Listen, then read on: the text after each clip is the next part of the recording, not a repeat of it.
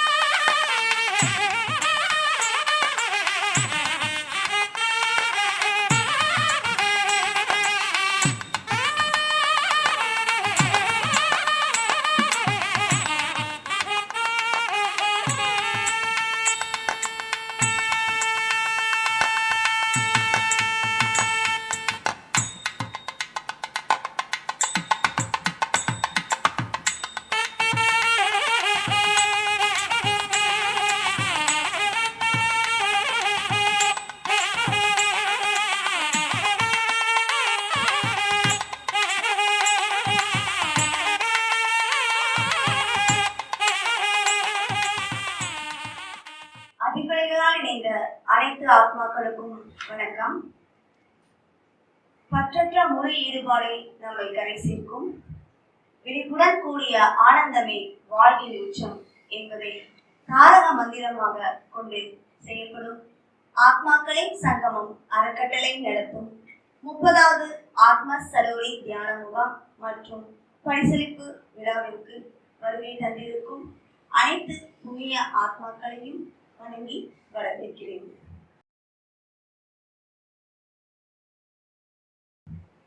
அடுத்ததாக குத்து விளக்கு ஏற்றி விழாவினை சிறப்பிக்குமாறு நமது சிறப்பு விருந்தினரான சுகாதார ஆய்வாளர் உயர் திரு நா.கா. செல்லப்பன் அவர்களை அன்புடன்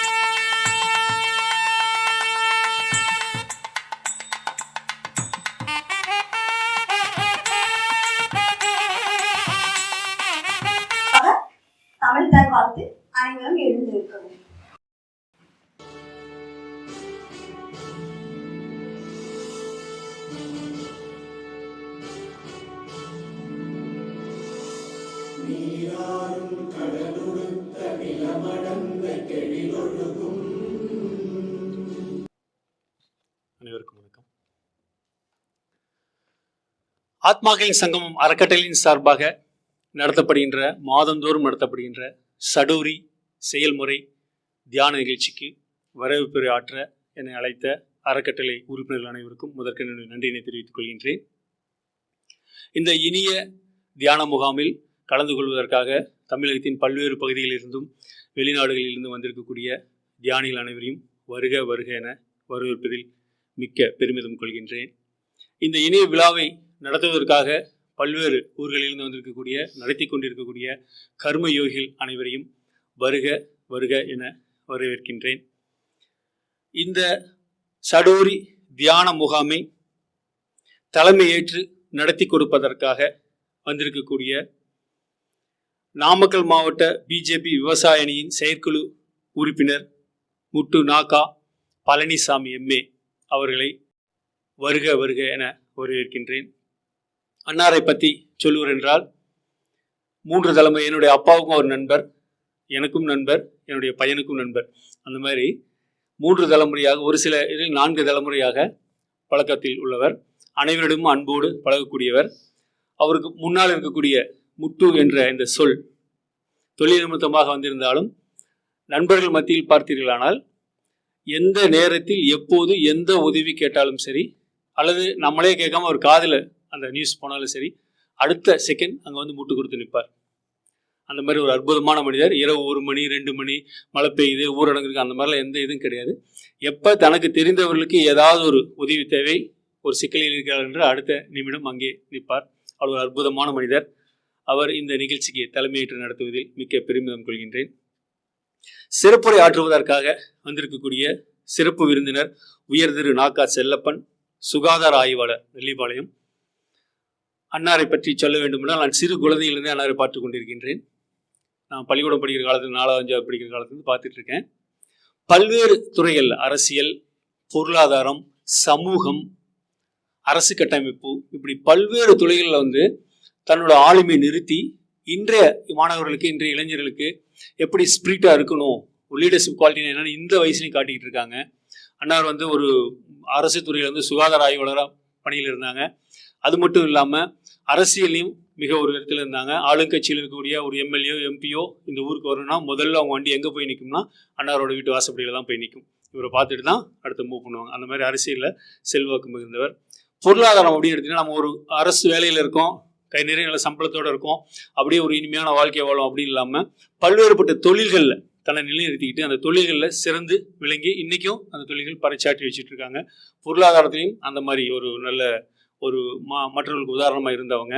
சமூக பணி அப்படின்னு எடுத்துக்கிட்டிங்கன்னா, எனக்கு தெரிந்து கிட்டத்தட்ட 50 ஆண்டு காலமாகவே ஊரில் நடக்கக்கூடிய அனைத்து சமூக பணிகள், ஒரு கோயில் திருவிழா ஆகட்டும், ஒரு தர்மகர்த்தா இருந்து செய்கிறதாகட்டும், பொது தொழில் எதாக இருந்தாலும் சரி, அன்னார் இல்லாமல் அங்கே ஒரு வேலை நடக்காது. அந்த மாதிரி இளமையிலிருந்தே இன்று வரைக்கும் எல்லா துறைகளிலும் தன்னை நிலைநிறுத்திக்கிட்டு தன்னோட ஆளுமையை காமிச்சு அந்த லீடர்ஷிப் குவாலிட்டி, தலைமை பண்பை கொண்டாந்து இருக்கக்கூடிய இளைஞர்களுக்கு முன் உதாரணமாக இருக்கிறாங்க. அவரை பார்க்கும்போது அன்னார் இத்தனை துறையில் வந்து கொடி நாட்டிக்கிட்டு இருக்காரு, இத்தனை துறையில் இந்த வயசுலேயும் வந்து செம்மையாக செஞ்சுட்டு இருக்கும்போது நம்மளால ஏன் முடியாது அப்படின்னு இந்த மாதிரி சின்ன சின்ன பசங்க யோசித்து மேலே வரவர்களுக்கு அடுத்தவங்களுக்கு உந்துதலாக இருக்கக்கூடிய மிக சிறந்த ஒரு மனிதர்.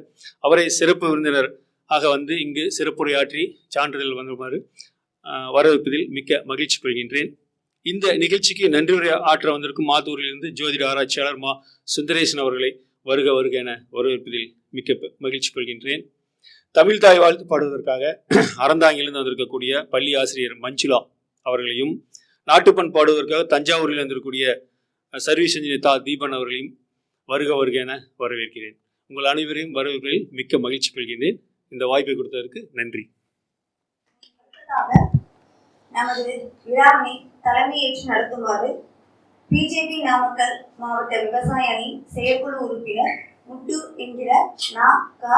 பழனிசாமி அவர்களை அன்புடன் அழைக்கிறோம்.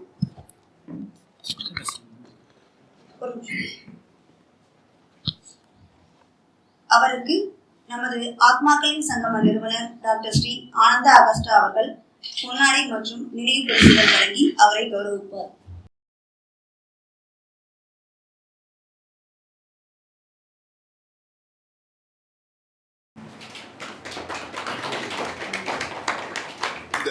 ஆனந்த அகஸ்டா ஆத்மாக்களின் சங்கமம் நிறுவனர் மதிப்புக்குரிய மாஸ்டர் சிவா அவர்களே, அவருக்கு உறுதுணையாக இருந்து கொண்டிருக்கும் சங்கத்தினுடைய அத்தனை பொறுப்பாளர்களுக்கும் வணக்கத்தை தெரிவித்துக் கொள்கிறேன்.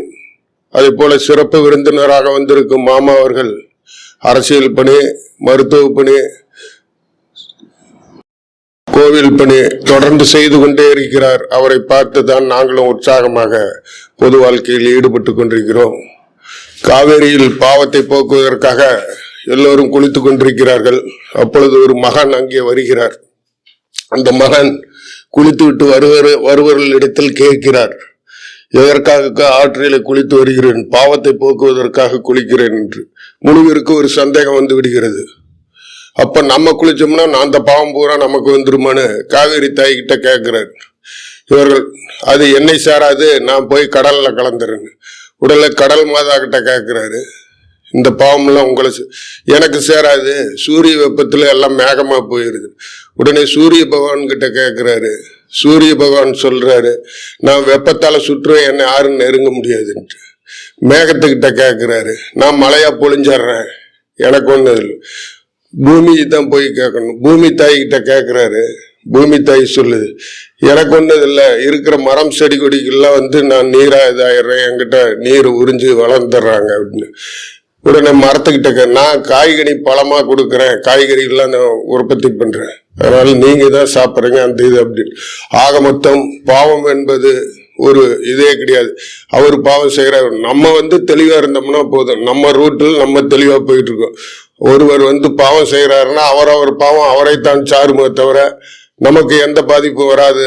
ஆகவே உங்களுக்கு இன்னொரு கருத்தையும் சொல்லிக்கொண்டு, ஒரு காற்றாற்று ஓடையில நடந்து போயிட்டு இருக்கிற 4 பேர். அப்பொழுது காற்றாற்றில் மழை பெய்ந்து வெள்ளம் வருகிறது. மாமா மாஸ்டர் அவரோடு இருக்கிற 3 கரைக்கு வாயா முட்டுங்கிறாங்க. கடவுள் என்ன காப்பாத்துவாருங்க, கடவுள் என்னை காப்பாத்துவாருன்னு நான் போய்கிட்டே இருக்கு. வெள்ளம் அதிகமா வருது. வரும்பொழுது என்ன பண்றாரு, இந்த மரம் ஒண்ணு வேரோடு இந்த மரத்தை பிடிச்சி மேலே ஏறி வையான்னு மாமா கத்துறாரு. மாஸ்டர் எல்லாரும் கத்துறாரு. என்ன கடவுள் காப்பாத்துவாருங்க அப்படின்னு நான் அசால்ட்டா போறேன். திருப்பி வெள்ளம் அதிகமா வருது. வரும்பொழுது இவர்கள் அணிந்திருக்கும் வேட்டியை கயிறு போல முறுக்கி போட்டு இதை பிடிச்சி என்ன கடவுள் காப்பாத்துவாருங்க அப்படின்னு நான் போய்கிட்டே இருக்கிறேன். அளவுக்கு அதிகமான தண்ணீர் வந்ததுனால நான் இறந்து விடுகிறேன். கடவுளிடத்தில் சென்று கேட்கிறேன், கடவுளே நான் என்ன தவறு செய்தேன்? அனுதினமும் உன்னை நினைத்து கொண்டே இருந்தேனே, நீங்கள் எப்படி என்னை கொன்று விட்டாய் அப்படின்னு. அட பைத்தியக்காரா, உனக்கு 3 சான்ஸ் கொடுத்தேன். அவர்கள் கைப்பிடித்து கரையேற சொன்னார்கள், ஏறவில்லை. மரக்கிளையை பிடித்து கரையேற சொன்னார்கள், ஏறவில்லை. அவர்கள் வேட்டியை அணிந்திருந்த வேட்டியை கயிறு போல திரித்து வீசி அதை பிடித்து கரையேற சொன்னார்கள், நீ கரையேறவில்லை. நீ பூமியில் வாழ லாய்க்கற்றவன். கடவுள் என்பது கண்ணால் காண்பது மட்டுமல்ல, காணாததல்ல. அவர்கள்தான் கடவுள் ரூபத்தில் அந்த இடத்தில் உன்னை காப்பாற்ற முயற்சி பண்ணார்கள், நீ வாழ லாய்க்கற்றவன் என்று. அதே போல நமது மாஸ்டர் அவர்கள் சொல்லும் வழியை நம்ம நெறிமுறைப்படுத்தி நல்லபடியாக வாழ வாழ்த்தி வாய்ப்புக்கு நன்றி கூறி விடைபெறுகிறேன். தங்களுடைய பொன்னான அனுபவங்களை பகிர்ந்ததற்கு நம்பிக்கை நன்றியா. அடுத்ததாக சிறப்புரை ஆற்றுவதற்கு நமது சிறப்பு விருந்தினர் சுகாதார ஆய்வாளர் உயர் திரு நா. கா. செல்லப்பன் அவர்களை அன்புடன் அழைக்கிறோம். ஆத்மாக்களின் சங்கம நிறுவனர் டாக்டர் ஸ்ரீ ஆனந்த அகஸ்டா அவர்களை பொன்னாடை போற்றி நினைவு பரிசுகள் வழங்கி கௌரவிக்குமாறு அன்புடன் கேட்டுக்கொள்கிறோம்.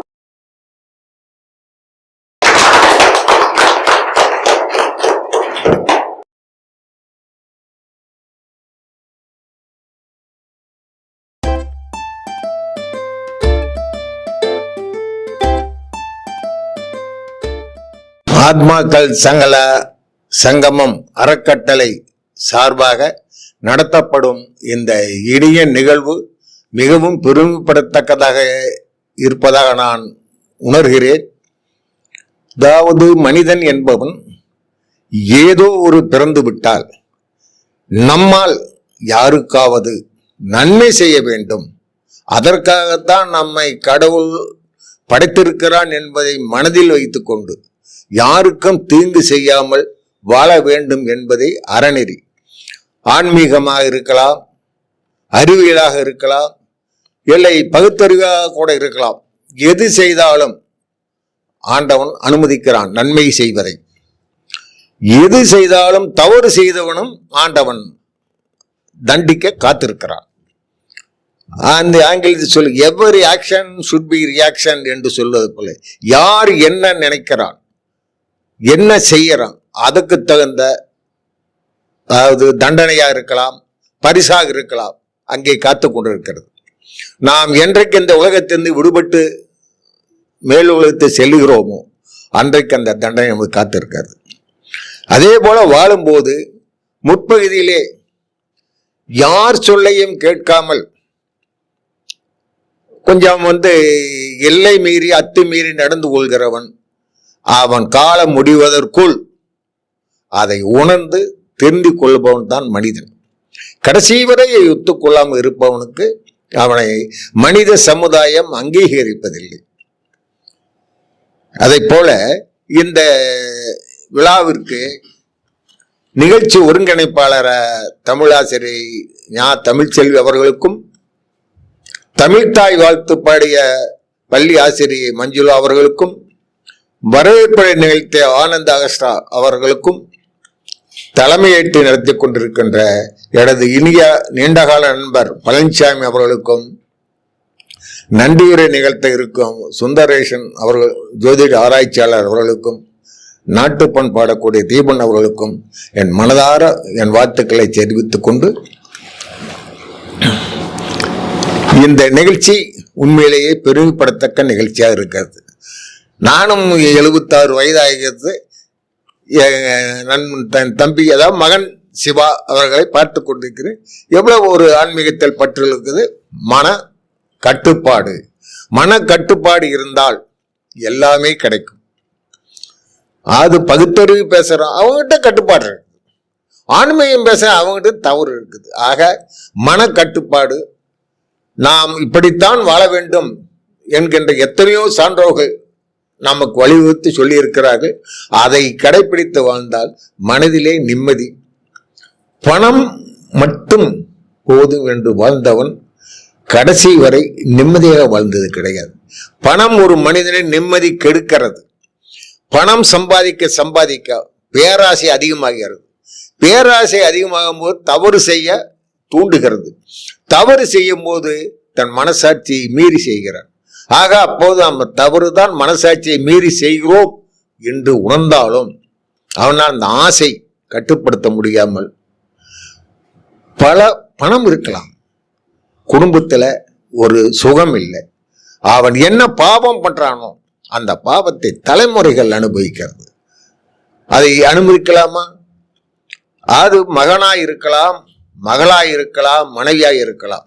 ஒவ்வொரு மனிதனுக்கும் அவன் உரிமை பாதுகாக்கப்பட வேண்டும். அவன் செய்யற தவறுக்கு இவன் தண்டனை அனுபவிக்கிறான் என்று கிராமத்தில் பேசுவேன். அவன் நல்ல பையன், அவங்க அப்பையும் பாட்டன் பண்ண தப்பு. இதை ஒவ்வொரு மணியும் உணர்ந்து கொள்ள வேண்டும். நாம் தவறு செய்து விட்டால் தண்டனை நமக்குத்தான் கிடைக்க வேண்டும். தவறு செய்பவன் ஒருவன், தண்டனை பெறுவன் ஒருவன் என்றால் இது சமுதாயத்தை ஏற்கக்கூடியதா? இல்லை, ஏற்கக்கூடியதல்லவல்ல. அதனால் நம்ம தலைமுறைகள், நமது மகனோ பேரனோ ஒரு பாவத்துக்கு ஏதோ தண்டனை கிடைத்தால் ஊர் மக்கள் என்ன வரும்?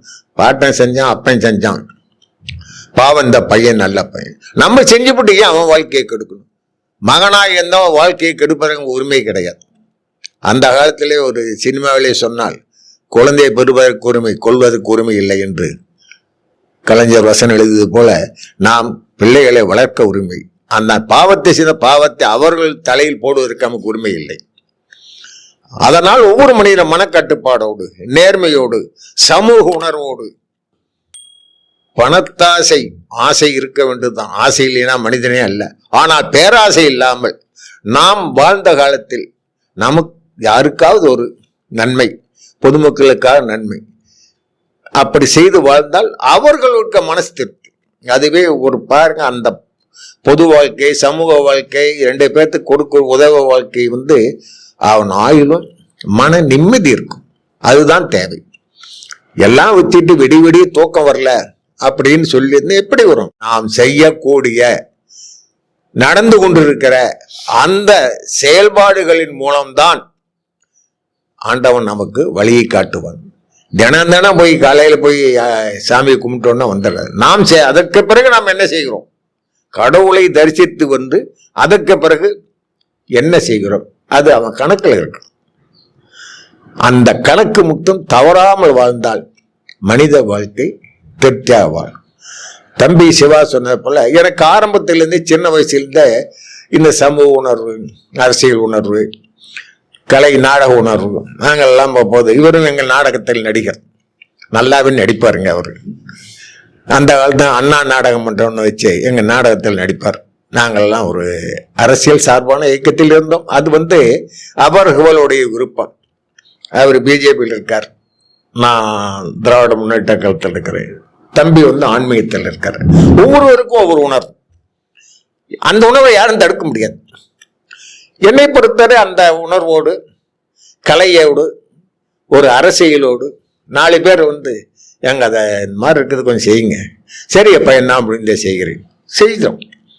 இன்றைக்கு கூட 10 மணிக்கு எங்கள் கோவில் நிர்வாகக்குள்ளே ஒரு கூட்டம் போட்டிருக்கோம். நாங்கள் ஒரு 10-20 பேர் சேர்ந்து அந்த ஊருக்குள்ள, அது ஆன்மீகத்துடைய ஆர்வமோ கடவுளுடைய பக்தியோ, ஊர் ஒற்றுமை வேண்டும். ஊர் ஒற்றுமை இருந்தால் அனைத்து ஊருக்குள் செய்து வசூல் செய்து 1,70,00,000 போட்டு கோயில் கட்டணும். எங்களுடைய டார்கெட் 2 கோடி வசூல். ஆனால் கூட்டத்திற்கு போகும்போதே நாம் கோவில் வேலைக்கு செல்லுகிறோம், கோயில் சாப்பாடு சாப்பிடலாம் நினைக்கக்கூடாது, நம்ம பாக்கெட் மணி தான் செலவு பண்ணணும். அப்படிங்கிற ஒரு திட்டத்தோடு 3 ஆண்டுகள் எங்க ஒரு 2000 வீடு இந்த கிராமத்தில் இருக்குது. 2000 வீட்டுக்கும் 3 வருஷமா பகுதியா நடந்து ஒரு 3 கோடி ரூபாய் வசூல் பண்ணோம். ஒரு பைசா கூட கோயிலிருந்து எடுத்துக்கல. இன்றைக்கு பழனிசாமி செலவு, நாளை செல்லப்பன் செலவு, அடுத்த நாள் சிவா செலவு, இப்படி செய்து கொண்டு செய்தோம். இந்த மக்கள் என்னை பாராட்டுகிறார்கள். அந்த பாராட்டுதான் முக்கியம், நம் மனசாட்சி முக்கியம். அதே போல நாம் ஒரு ஊரில் பிறந்து விட்டால் நம்மளால் சில காரியங்கள் நடக்கணும். அடுத்த தலைமுறை நம்மளை போற்ற வேண்டும். எங்க ஊர் பள்ளிக்கூடம் உயர்நிலைப்பள்ளி பெரிய சரித்திரம். தமிழ்நாட்டு கல்வி ஆசிரியர்களுக்கு சொல்கிறேன், தமிழ்நாட்டு அரசு கல்வி உலகத்திலேயே பள்ளிக்கூடம் 8வது 9வது போவாங்க, அடுத்த வருஷம் 10, அப்புறம் 11. இதுதான் நடைமுறை. ஆனா எங்கள் பள்ளி சொத்தை பிரிப்பது போல் நாமக்கல் உயர்நிலை பள்ளியாக இருந்து அதில் பிரித்து இது வடக்கு அது தெற்கு. டாக்டர் நேத்து சுந்தரவடிவேலு கல்வி இலாக்கா டைரக்டர், அவர் இந்த மாதிரி தவறுகளுக்கு நான் அனுமதிக்க முடியாதுன்னு ஸ்ட்ராங்கா சொல்லிட்டார். எங்கள் ஊர்க்காரர் தொடர்ந்து 2 முறை எங்கள் ஊர் எம்எல்ஏ 52ல ஒரு எம்எல்ஏ கம்யூனிஸ்ட், 57ல இவங்களுடைய தாத்தா சின்ன தாத்தா காங்கிரஸ் எம்எல்ஏ. அதுக்கு உள்ள ஒரு பெரிய மனிதர் ஊருக்குள்ள, அதை மாதிரி ஒரு பெரிய மனிதர் இதுவரை நான் என்னுடைய 60-65 வயசு சர்வீஸில் நான் பார்த்ததே கிடையாது. ஊருக்காக நிலத்தை வாங்கி கொடுத்து பள்ளியை கட்டி கொடுத்து சொத்துக்கள் பிரிப்பது போல பிரித்து கொண்டு இந்த பள்ளி நடந்தது. அப்பேற்பட்டு இன்னும் எத்தனத்தில் 57 பள்ளி துவக்கினார்கள். கிட்டத்தட்ட 70 வருஷம். இன்னும் அந்த பெரிய மனிதரை நினைக்காத ஆட்கள் இல்லை. அவர் இல்லைன்னா பள்ளிக்கூடம் அவ்வளவு கிடைச்சிருக்கும், அவ்வளவு சீக்கிரம் கிடைச்சிருக்காது. அது இன்று வரை அவரை பேசிக் கொண்டிருக்கிறோம். கூட அதில் பாக்கெட் போடாதவர், ஏழைகள் என்று வந்தால், பட்டியலினத்த மக்கள் வந்தாலும் யார் வந்தாலும், அவர்கள் வந்தால் என் பையனுக்கு கல்யாணம், பொண்ணுக்கு கல்யாணம், உடனே கூப்பிட்டு 200 ரூபாய். 70 வருஷம்னு 200 ரூபாய் எனக்கு என்ன கணக்கு பாருங்க. அப்படி இந்த கொடுத்த காசை வாங்கம்மா.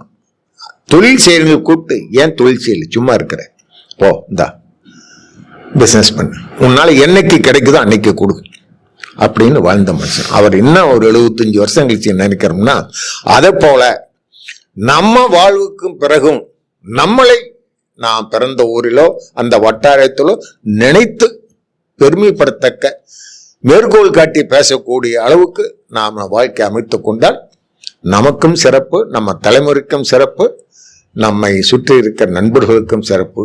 அந்த சிறப்பை செய்து கொண்டிருக்கிற என் அருமை மகன் சிவா அவர்களை இந்த நேரத்தில் வாழ்த்தி அத்தனை நல்ல உளங்களுக்கும் நன்றி கூறி விடைபெறுக. நன்றி, வணக்கம். நன்றி ஐயா. அடுத்ததாக நமது சிறப்பு விருந்தினர் திரு நாகா செல்லப்பன் அவர்களை சான்றிதழ் வழங்குமாறு அன்புடன் அழைக்கிறேன்.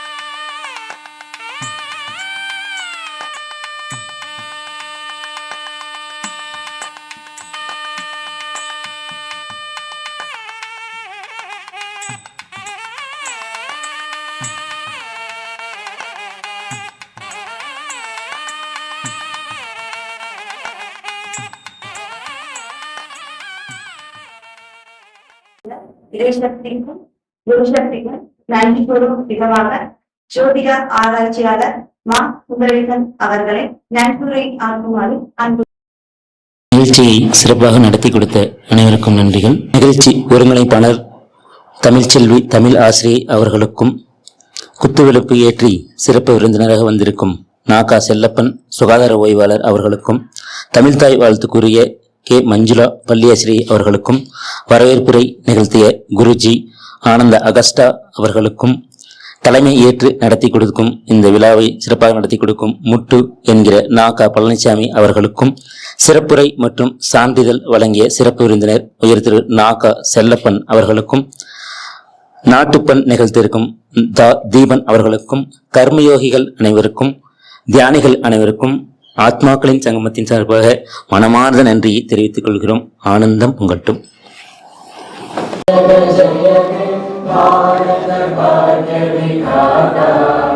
பஞ்சாப சிந்து குஜராத் மராட்டா திராவிட உச்சல வங்கா